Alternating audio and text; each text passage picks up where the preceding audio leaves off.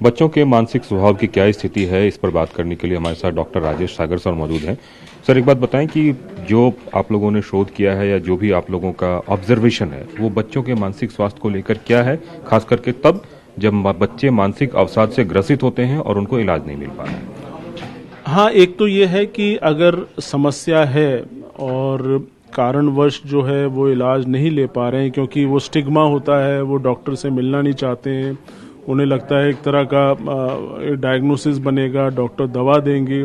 तो ये हम मैसेज ये देना चाहेंगे, अगर एक डिप्रेशन की कॉमन समस्या है जो कि किसी बच्चे में भी हो सकता है, और ये एक ऐसी बीमारी है जो पूरी तरह से इसका डायग्नोसिस बन सकता है, पूरा इलाज हो सकता है।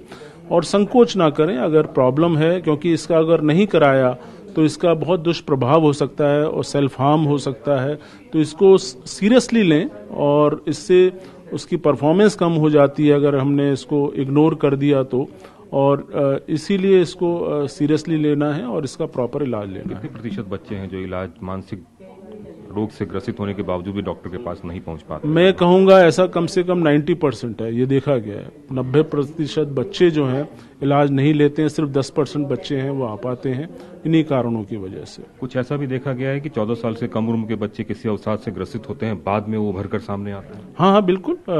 उनके लक्षण होते हैं, क्योंकि शुरू में सब डिसमिस कर देते हैं, बाद उसका मजाक बनाते हैं, लेकिन बाद में वही चीज़ बढ़ जाती है और सीरियस प्रॉब्लम का रूप ले लेती है। आजकल बच्चे साइबर बुलिंग के शिकार हो रहे हैं। कितने प्रतिशत बच्चे ऐसे साइबर बुलिंग का शिकार हो रहे हैं और ये क्या होता है बेसिकली? साइबर बुलिंग, ये देखा गया है कि 90% जो आंकड़े हैं, जो एक कोई सर्वे हुआ था तो उसमें देखा गया है कि ये बहुत कॉमन है और बहुत ज़्यादा है, और इसका बहुत नेगेटिव प्रभाव पड़ता है मानसिक सेहत पर।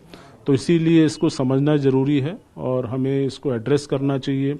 वो तभी संभव है जब इसको डिस्कस करें, क्योंकि अक्सर बच्चे इसको बताते नहीं हैं।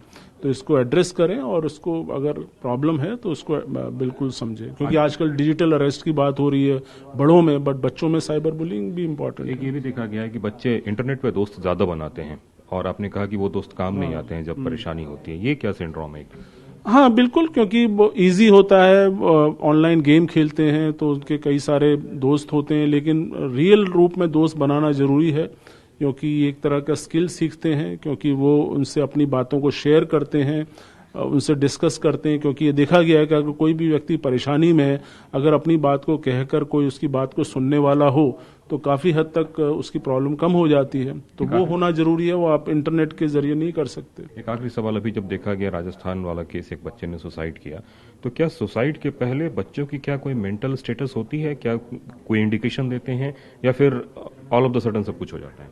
नहीं, ये बहुत इंपॉर्टेंट है, इसको समझना है कि कुछ इंडिकेशन ज़रूर होती हैं। बच्चा हो सकता है उदास हो, घबराहट हो, उसकी बात कोई सुन ना रहा हो, और उसके अंदर एक तरह का ऐसी फीलिंग आ गई कि अब कुछ नहीं बचा है मेरे जीवन में। तो वो इंडिकेशन ज़रूर होती है, लेकिन बाकी लोग उसको समझ नहीं पाते हैं, तब जाके वो ऐसा कदम उठाता है। एक आखिरी सवाल, टीचर्स को लेकर क्या कहना चाहेंगे आप? टीचर का रोल बहुत इंपॉर्टेंट है। टीचर सिर्फ, हम ये कहते हैं, सिर्फ पढ़ाई के लिए नहीं होते, वो बहुत सारी चीज़ें बच्चों को स्किल सिखाते हैं।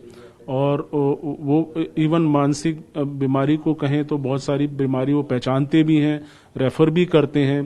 क्योंकि वो बच्चे, जैसे मान लीजिए क्लास में 50 बच्चे हैं तो उनको मालूम है कि ये बच्चा कैसा है बाकी बच्चों के कंपैरिजन में। पेरेंट्स तो कभी कभी इमोशनल हो जाते हैं, वो इग्नोर भी कर देते हैं, लेकिन टीचर का रोल एक न्यूट्रल तरीके से है। और ये देखा गया है कि उनको हम ट्रेन करें मानसिक समस्याओं को लेकर, वो काफ़ी इफेक्टिव होता है और वो काफ़ी हद तक वो प्रॉब्लम को समझ सकते हैं और उसका ट्रीटमेंट करा सकते हैं।